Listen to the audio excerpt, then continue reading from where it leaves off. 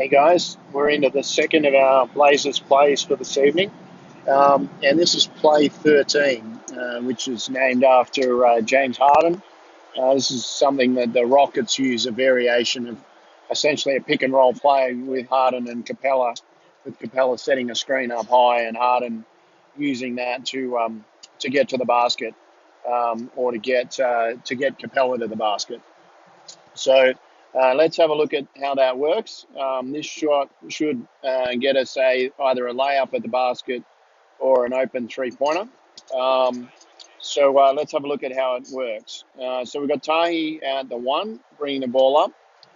Marcus at the 3 on a wing. Jack on the other wing at 4.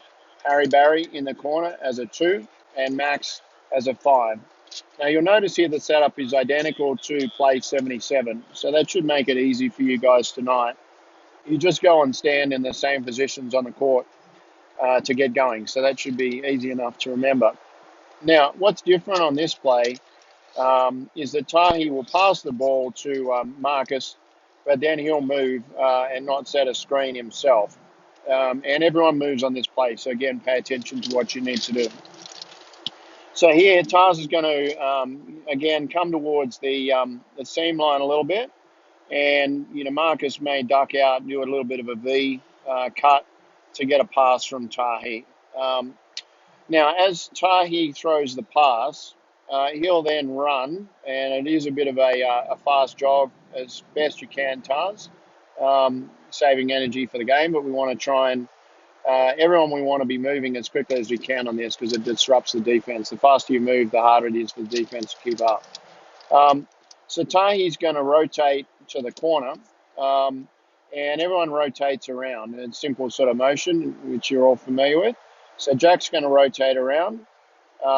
Harry Barry's going to rotate around to the wing, and that in turn means that everyone is ending up in a spot that they're good at shooting the 3-ball from. And Tahi will end up over in the corner here.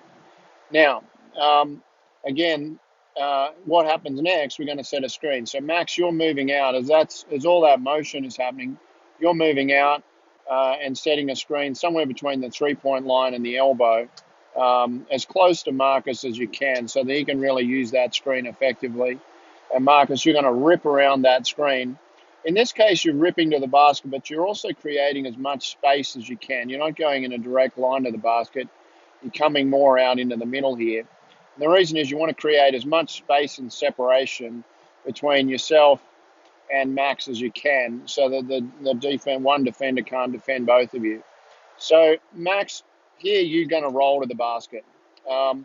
Preferably, you're going to roll to the basket for a layup. You can also you roll to the short corner here because you're pretty much cash from that position with your jump shot.